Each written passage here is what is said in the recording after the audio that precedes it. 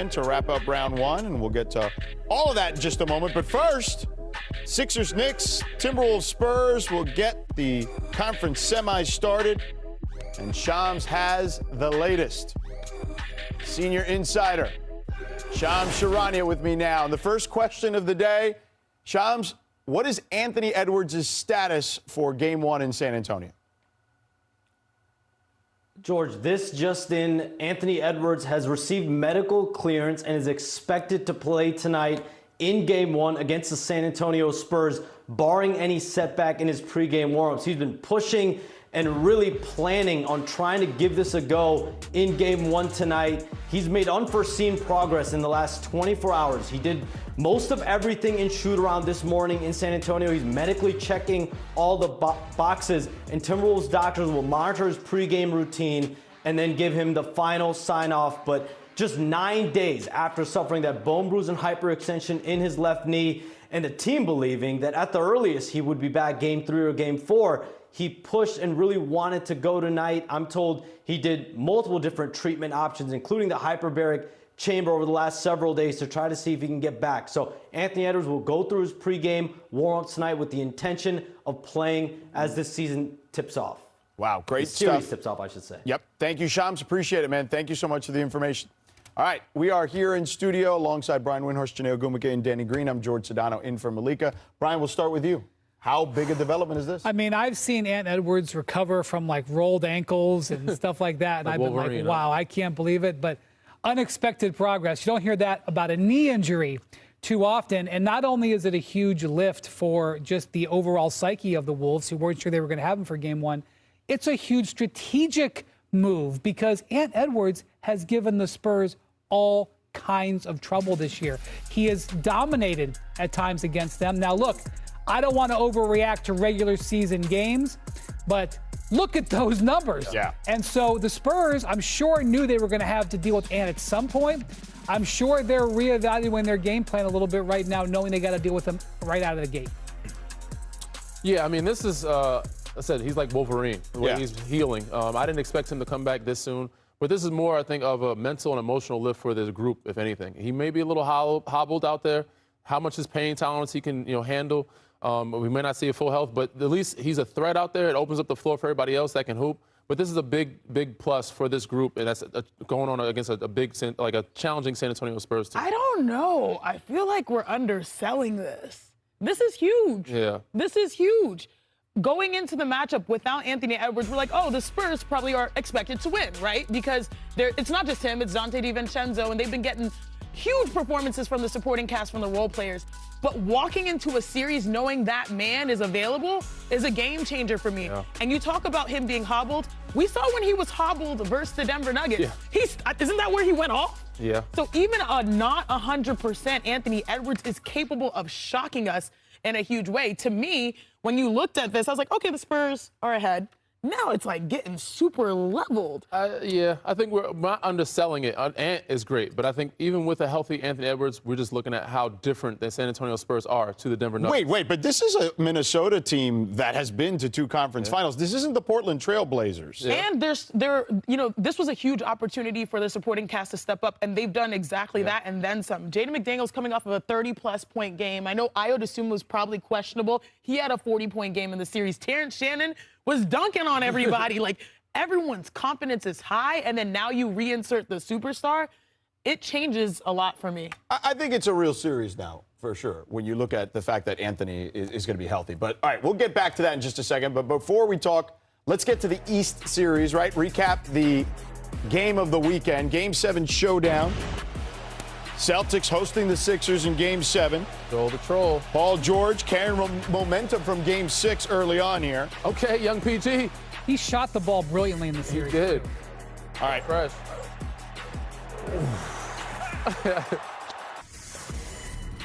That back. You know why? He had to guard Joel Embiid for multiple possessions. In the post, look, trying to box him out, too. Yeah. And by the way, he'll address that momentarily from his videocast or podcast. Wait. Here he is trying to... Joel Embiid is a massive trying to guard him there. Yep. All right, now here's Paul George going to work. Come on. Getting his back. 55% on threes in that series. Playoff P. I remember when they made those TikTok recaps of his game with the music. Yeah. A little slow-mo. Yeah, yeah. Sade or something like that. Oh, Here's the rook.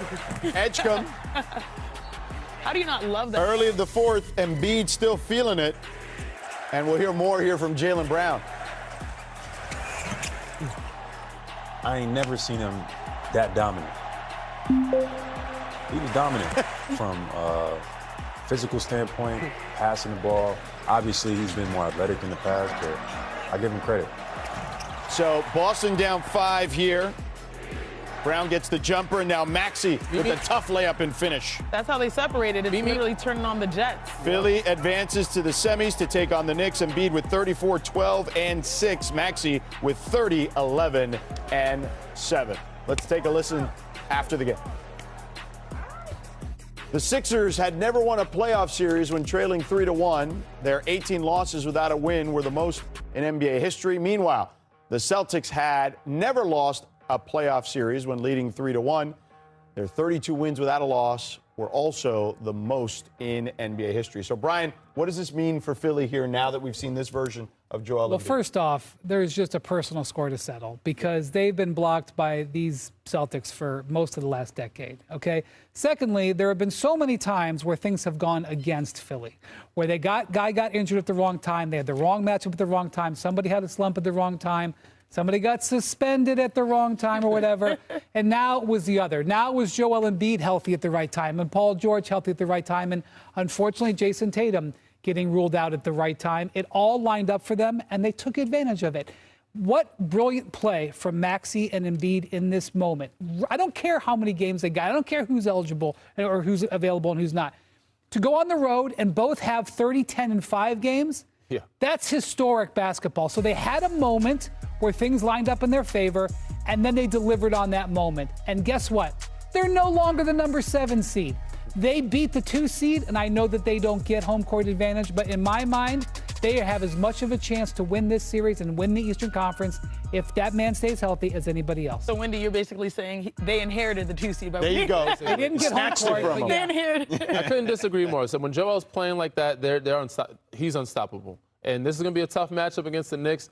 But, yeah, this is in their favor. This means the world to the fans. Like 44 years, you know how long they've been waiting to beat the Celtics? Yeah. And it's kind of not right up the road, but there's another series that's right up the road, the Knicks, where last time they played, went 7 games, and they had more Knicks fans in the arena than they did, Philly fans. So Joel said, if you need the money, I got you. I don't know if he's serious about that or not, but he's trying to help Philly fans get tickets. But this is going to be a great matchup when they're playing at this level and they're all healthy. This is not a 7 seed like Brian said. This is a top 3 team in the league. So I have trust issues with both of the teams, the New York Knicks and the Philadelphia 76ers. But you have to respect the fact that they didn't shy away from the moment. They actually attacked it. Joel Embiid attacked it. He's not that guy that's going to go and do the volleyball swat, ping your backboard, ping your shots on the backboard. But he was looking for those. He was hunting those mismatches. Yeah. He was, pursuing that contact because he was the bigger guy on the floor. And so for Philly, they're a wild card.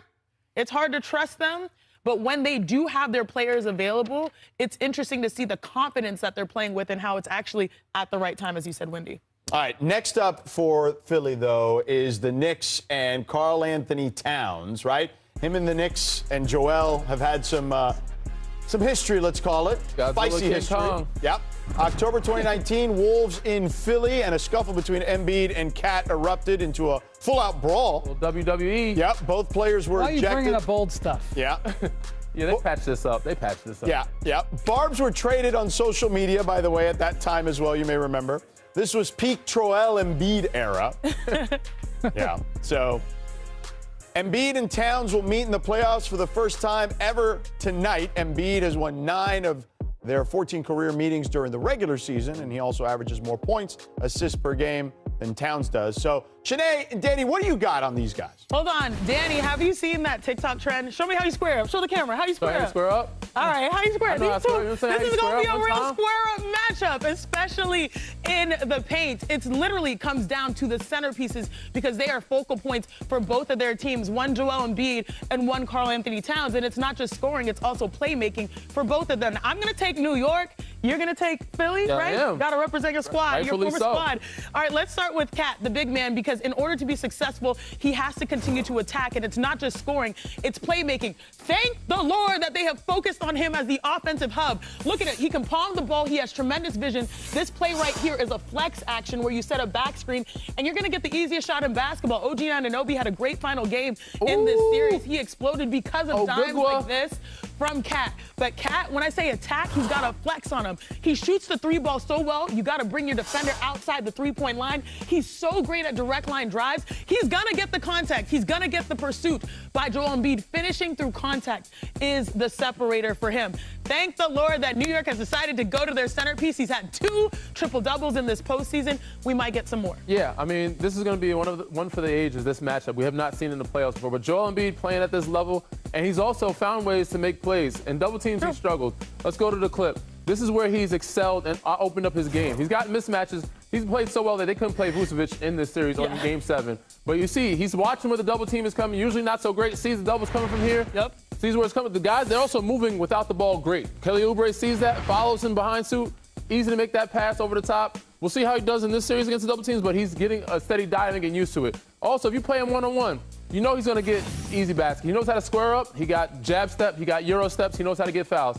Cat, as one thing he struggles with, is staying out of foul trouble. He's also a bully. He's going to big body you, bully you into the paint, and he might sell a call if you give him a little bump, but if you let him get this deep, it's barbecue chicken. And also, he will sell the call and get you a foul trouble. So Cat is going to be a challenge for him not to get in foul or stay out of foul trouble in this series. That's a very nice way of saying it, according to Jaylen Brown. He had different words, but you said he can sell the call. Sells the calls. But you know what they can also do? These guys can assist. We're actually seeing their best ever seasons in the postseason with career highs playmaking. Joel Embiid at 7 assists per game and Karl Anthony Towns at 6. So this is truly a, you know the Spider-Man, right?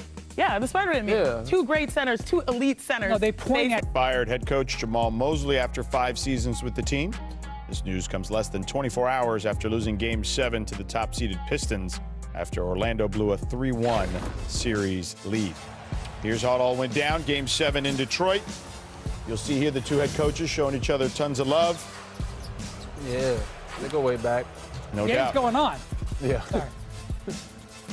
But this is the man of the hour here. Tobias Harris was on fire. That one from Cunningham. There's one from the baseline. Here's one more from the corner. And his head coach, J.B. Bickerstaff, had some choice words about Tobias. Nobody can say to me about Tobias Harris, right? He is dependable, reliable, prepared for the moment. Yeah. And then, of course, a little over 8 minutes left the third quarter. Cunningham drives here. He gets the layup. Strong layup. Pistons up 15. Under a minute left in the third. Pistons up big. Dennis Jenkins. Welcome to the playoffs. At the buzzer.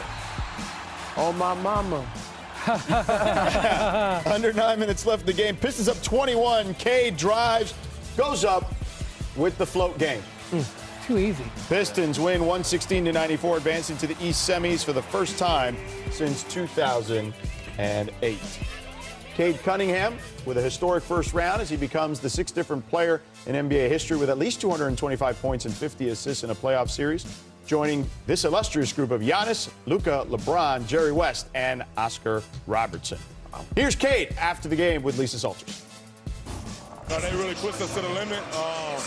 We've grown a lot because of this series, because of that team and the way that, they pushed us. So, huge credit to them. And, we're ready to get to the second round and continue business. We've got to be better. And it doesn't start in April when the playoffs start. It starts in September, October, when we get everybody in the building. When you build habits, you create an environment where losing in the first round is not acceptable. It's not good enough. And that should be the attitude. Certainly some strong comments there from Paolo after the loss. Brian, what's your reaction to the firing of Mosley? Well, this is a move that was not unexpected in the league. In fact, it was expected for quite some time. And, people didn't think that the Magic would make it out of the play-in. And this might happen a couple of weeks ago. Then the Magic make this impressive run and push Detroit to the limit, and people were wondering, did Jamal save his job? But then you blow a 3-1 lead, and then it kind of greases the skids out of town. So this is an attractive job, but it's a job that comes with very high expectations. Jamal got them from a rebuilding team to a playoff team. He couldn't take them to the next level. Now, after the Desmond Bane trade and the amount of money they've put in this roster, the expectation is going to be much higher, and that's why Jamal's out of a job. But I'm going to tell you something. He's very well respected. I expect him to have another job soon. Yeah, I mean, shout out to Jamal. I had him when I was young pup in the league. I think he did the best he could with what he had. I don't think he had a very fair shake. There was a lot throughout this season where he didn't have a healthy team. You know, they were Franz Wagner away from making a Miami run, I think, to the Eastern Conference Finals. If you have Franz Wagner, I think they win this series and then possibly win the next series against Cleveland, who came out of that Toronto series. But, you know, Mosley, well-respected, had a great run. They just weren't healthy. There was a time where he felt like he lost the players. Again, this was something that people assumed was going to happen regardless. And, you know, I think he'll get a job somewhere else. But Jamal, he did a great job with this group and turning it around. I'm going to do my Oprah impersonation right now. You get a Game 7. You get a Game 7. Yeah. You get a Game 7. We got one more Game 7 to talk about. Raptors, Cavs. The home team has won every game in this series. Would it continue? Cleveland comes in on a recent hot streak in Game 7s. Cavs have won 4 straight Game 7s entering Sunday, which was tied for the third longest winning streak in NBA history. We remember that one. Yeah. So back to Sunday in the third. Mitchell dribbles left, step back 3. Step back is so fun because he hops back with explosion. Minute and a half later, Mitchell inside for the layup. Little scoop. Few minutes later, Raptors turn it over. There you go. Finally. Watch your head. This is the man of the third quarter. Hey. Yep. Jared Allen. Why they went up 20 in the third. And a minute later, Jalen Tyson can't connect, but Allen there for the putback. On the glass, doing the dirty work. 8 offensive rebounds. Allen joins LeBron as the only Cavs player with 20 points, 15 boards in a Game 7. The Cavaliers are looking to return to the finals for the first time since being swept by the Warriors in 2018. For the other 3 teams left in the East, it's been over 20 years since they last made the NBA Finals. Cavs and Pistons second-round series starts tomorrow, and there's a noticeable Boston-sized vacancy at the moment in the East bracket. So, Brian, what's your view of the East at the moment? Look, I know we're at the point in the calendar where we all make predictions, and I wish everybody who's making those predictions luck, because I have no idea how this round is going to go. We just saw 3 of the 4 series in the East go to 7 games. I think both of these are primed to go to 7 games. All 4 of these teams could not only win this series, I think all 4 of these teams, under the right circumstances, can win the entire Eastern Conference. So I expect this to be high drama, high stakes, a lot of back and forth, and frankly, a lot of, you know, ups and downs. There's going to be, these teams are going to look bad at times and they're going to look good at times. You better settle in for it. Yeah, all 4 of these teams also that are still standing, remaining in the Eastern Conference, has a player that is under pressure. You know, they have a player that we're going to be watching and circling and saying, how is your performance? Or players. But, multiple. That's Some fair. have a group. That's fair. You look at Cleveland, they have a little bit of a group. You look at New York, they might have a little bit of a group based on the impact. But it also is going to be a career-defining opportunity for all of these squads because they want to get to the mountaintop. They want to be the challengers of the potential Oklahoma City Thunder to try to slow down their reign. And when you break them down, the Sixers, that player that we have an eye on is Joel Embiid for obvious reasons. He's healthy-ish at the right time, but his numbers are showing up in a big way. New York, Brunson and Cat, will they be able to right the wrongs of last year? And you think about if the impact, if they don't win, we might look at a reconstruction in New York. Detroit, Cade Cunningham is probably the person shouldering the heaviest load. Yeah. You know, his production dictates their success more than anyone else. It's like a straight linear line. And then the Cavs, James Harden, the question marks about how he goes later in the series. That's why he went to Cleveland, so he's not that number 1. But now you're going alongside of Donovan Mitchell, who we also have question marks. So each guy has an opportunity for these teams, but we'll see which one emerges to change their legacy in a positive way. Obviously, this is a star-studded league, and it's about them. But I think the guys that can change the series or change the narrative or win you a series are the others. The guys that stepped up for Cleveland and saved the names that you're talking about are Evan Mobley and Jared Allen. True. Evan Mobley stretching the floor, knocking down threes, being aggressive, getting to the paint. Jared Allen, third quarter, unbelievable. Just offensive rebounding, blocking shots, deterring guys at the paint. Those 2 guys are going to be huge. And if Detroit wants to have a chance in this series, Jalen Duren has to be the second option. I love how Tobias Harris is playing, Shout out to Mr. Harris. I'm sorry, I nothing to say. Tobias Harris can be a second option, but he shouldn't have to be a second option. But he's playing at this level, and you have Jalen Durden to step up. This team could be, so the way they're playing, they could advance to that next round if those two guys play the way they're supposed to. But that's going to be a big challenge for Jalen Durden taking on Evan Mobley and Jared Allen. So, Tobias Harris, hell of a series. Good. Keep going, young fella, old fella now. And I hope to see them, advance and make some noise in Detroit. This could be wild to say. I think Detroit Timberwolves Spurs start tonight. And check out this post from Minnesota's social media. A little X-Files sound. There's a little alien action there with the Wolves. All right, before that tips off, a quick look back at their recent history. Despite being big underdogs, the Wolves won the season series 2-1, and their latest meeting on January 17th was memorable. Ant dropped a career-high 55 points, while Wemby had 39 and the win. Spurs are coming off 5 days of rest after defeating the Blazers in round one. Victor averaged 22 points, 13 boards, and 6.5 blocks in the last 2 games of that particular series, but he also missed Game 3 with a concussion. The Timberwolves defeated the Nuggets on Friday despite their guards being devastated by injuries. Donte DiVincenzo is out for the rest of the season. Ant and Ayo Dosunmu were unable to finish that series. Here's what Wemby had to say about Ant's potential return. So, competitor, do you want to see Edwards get out there? Yeah, of course. They got more than Edwards and DiVincenzo, but, those two are players that I like watching, I like playing against. They go hard. Now welcoming in our 2 reporters covering this series, Anthony Slater and Michael C. Wright. Anthony, on the Wolves side of things, all eyes are on Anthony Edwards. We know he wants to play, but what more can you tell us about his potential return? Yeah, sounds like he's going to play, barring a pregame setback. And, I heard Danny earlier in the show call him Wolverine. That's the exact term that Julius Randle used at shoot-around today, just talking about the expedited nature of all of his recovery processes.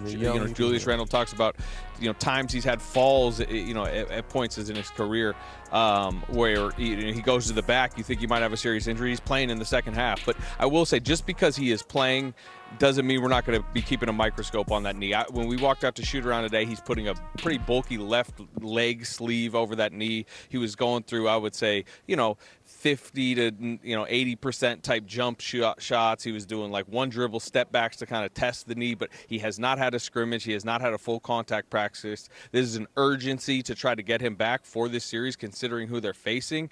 But again, we need to see how the knee responds. And one other quick note: Ayo Dosunmu has now been ruled out with the calf issue. Oh, wow. Okay, well, that's big news. Appreciate that. Now, let's flip over to the Spurs side here. Michael, none of their starters have played a single game in the second round, but that doesn't affect Victor Wembanyama's confidence at all. What's his mindset as we head into Game 1?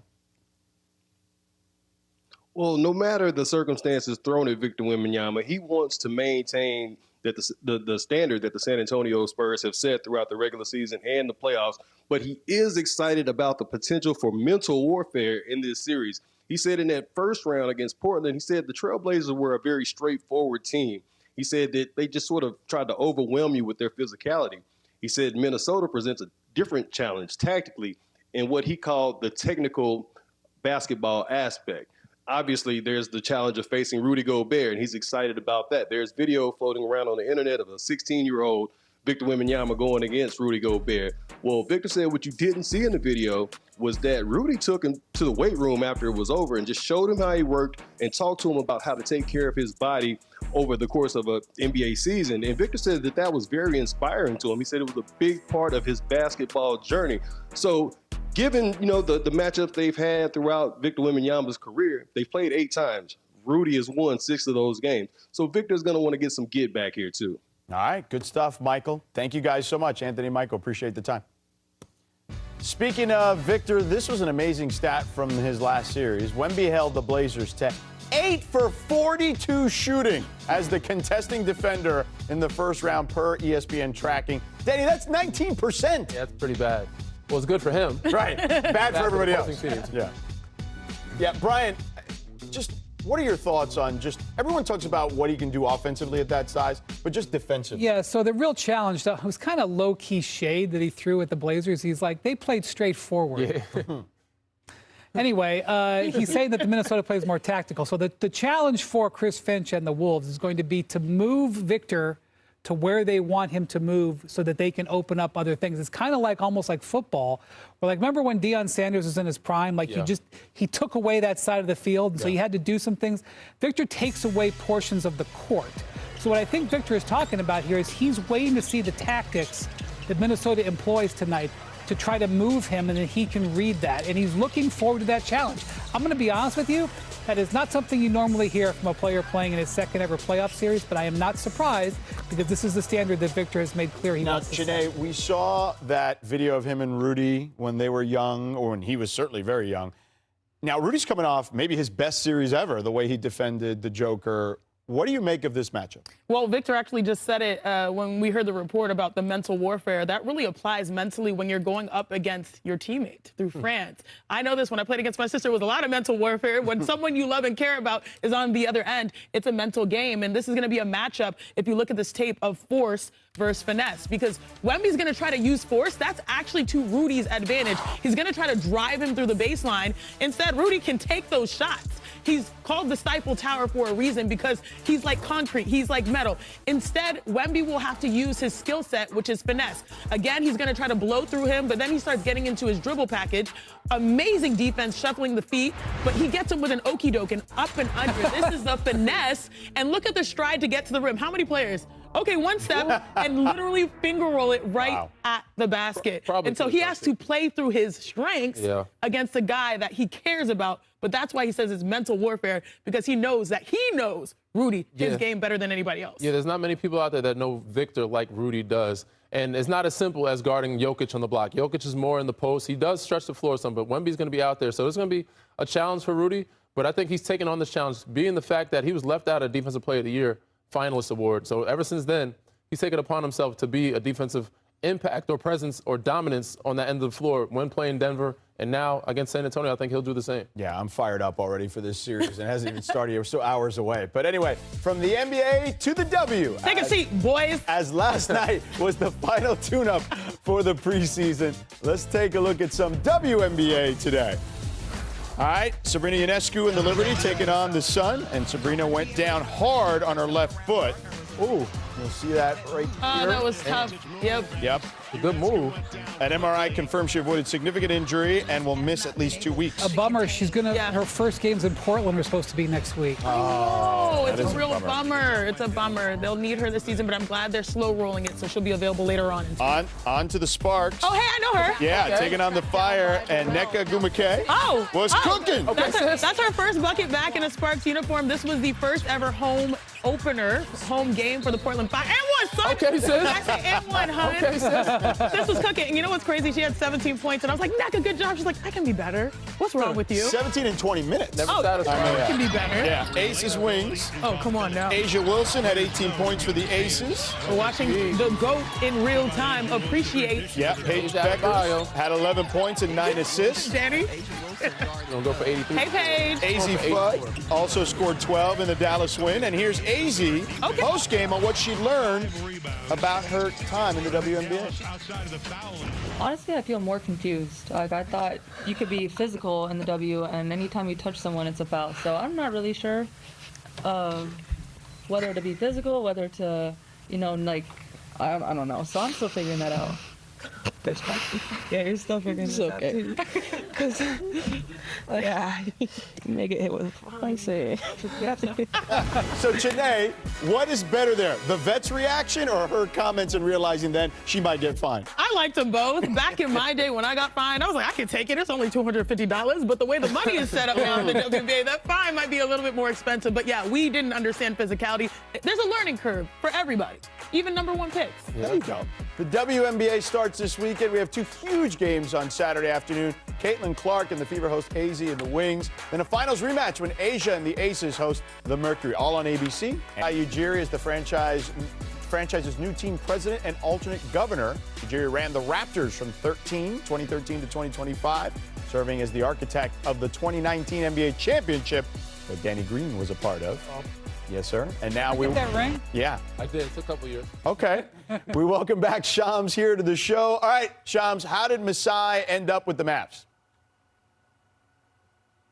George, Patrick Dumont, the Mavs owner, wanted to make a splash after firing Nico Harrison about 6 months ago. And the Mavericks and Dumont, they explored Bob Myers, Tim Connolly, the president of the Wolves, as well. But in Masai Ujiri, they landed a global basketball giant. And this first started in December, just weeks after Nico Harrison was fired. Patrick Dumont and Masai Ujiri had a 4-hour lunch in Las Vegas, and that continued the conversation for several months to come, and they landed on a lucrative multi-year agreement. And now you have someone in Dallas that has run the Toronto Raptors from 2013 to 2025. We know about that 2019 championship team that Ujiri was the architect for, but now someone with high stature to come in, have full autonomy and authority to make decisions across the organization, specifically starting with the basketball regime there.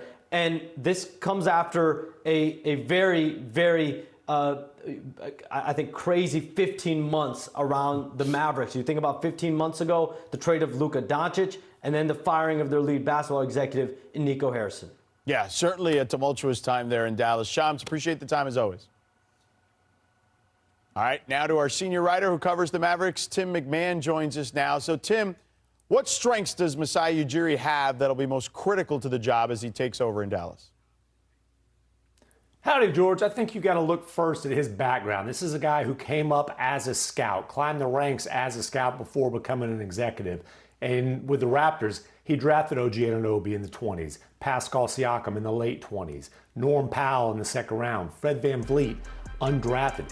He is going to have to hit on some of those picks. Now, this lottery pick for the Mavericks is obviously critical. They need to find a guy that can pair long-term with Cooper Flagg to be the cornerstones of this franchise. But after that, they don't have control of their own pick until 2031. They've got the Thunder's pick in the draft this year. That's last. They've got swap with the Thunder next year. I'm guessing it'll be pretty close to last. Same thing with the San Antonio Spurs in 2030. So again, his background as a scout, his ability to evaluate talent that is not necessarily at the top of the draft, I think is going to be absolutely critical to building a sustainable contender around the guy that the Mavericks lucked into at the top of the draft last year. Well, speaking of contention, Wendy, what's Masai's biggest challenge to get them back to that point? Right, so obviously the 2 draft picks he's making this year are very important, as McMahon mentioned, but the really big decision he's going to have to make is going to probably involve Kyrie Irving. Now, the previous regime decided that they wanted to trade Anthony Davis, which they did, and then keep Kyrie Irving as he recovers from this ACL, give him a nice long window to recover, and then see him alongside Cooper Flagg. Like, these could be their 2 cornerstones. But I don't know if Masai will feel that way. Maybe he will, but obviously these guys are 10, 12 years apart in age. I would think that they may want to get guys in that could grow with Cooper, although it's hard to replace a guy like Kyrie Irving. If you feel good about him and the fact that you don't control your draft picks, maybe you try to make the playoffs next year with Kyrie as your point guard. Both of those pathways are reasonable. Masai is the one who's getting paid the big bucks to figure out which one's best. All right, let's stay in Texas, where the Rockets season ended last week, and now on ESPN.com, Ramona Shelburne and Tim McMahon put out why the Houston Rockets season ended with a thud, which highlights the disappointing first-round exit against the Lakers. So, Tim, Kevin Durant's social media posts on an alleged burner account was mentioned in your piece today. Just how much did that entire situation affect this particular team? You know, I certainly think the kind of emotional roller coaster of Kevin Durant took a toll on young players. The burner account thing, that was something that was briefly discussed in the locker room. I wouldn't even call it a team meeting. I call it a discussion. I don't think it lingered over this team. I was told that they had a discussion about it and moved on. But look, the Rockets management does not view this franchise through the lens of Kevin Durant's window. They view it through the runway of what they hope is a young core that they're going to have in place for a decade or so. And, you know, they didn't bring Kevin Durant in to be the leader. They brought him in to be the go-to guy. When Fred VanVleet went down, that's their captain. That's their leader. They lost him. They missed his leadership. When Steven Adams went down, a massively impactful big man coming off the bench. Also, kind of the life of the locker room. Really missed kind of having his personality to counteract some of KD's moodiness. But I wouldn't anticipate massive changes with the Rockets roster moving forward. I think they're hoping on the continued development of the young players and to actually have the team in place that they hope to have this season. All right, Tim, thanks, man. Appreciate the time. So, Chiney, you are our resident Houston Rockets stan. All right. What do you make? 2 first-round exits in a row now. Okay, don't do that to me so quickly, right? From start to finish, the Rockets, they overachieved in some regards, especially when it comes to the last 2 years, their standings in the regular season, considering, especially this year, that they didn't have a point guard. The point guard would have solved a lot of the problems that they had on the floor because they put Kevin Durant in a point where he had to be the creator and he was dealing with double teams, and that just wasn't smooth. And so they had an opportunity to assess what a number of their young star players can and cannot do. Kendrick Perkins was the one saying, the Rockets are going to win the championship. That was not me. Anytime you bring a new player into a new system, it takes a year to get right. This was a huge evaluation. Now, next year with a point guard, that's when we can put the pressure on them. I did not really see this as, burner account. They're like losing. No, I didn't overreact to the way that they lost. I wouldn't say they overachieved either, but this was a decent year. They lost a lot of their main pillars. Steven Adams, Fred VanVleet, and KD not playing the playoffs hurt them. But even with those guys being healthy, it's not as simple as just get healthy, we'll be better. They still need shooting. Dorian Finney-Smith, he needed to be more about Easton. Jabari Smith played great, but they need more shooting. How are your knees these days? My knees are all right, but I ain't going out there no more. I'm done.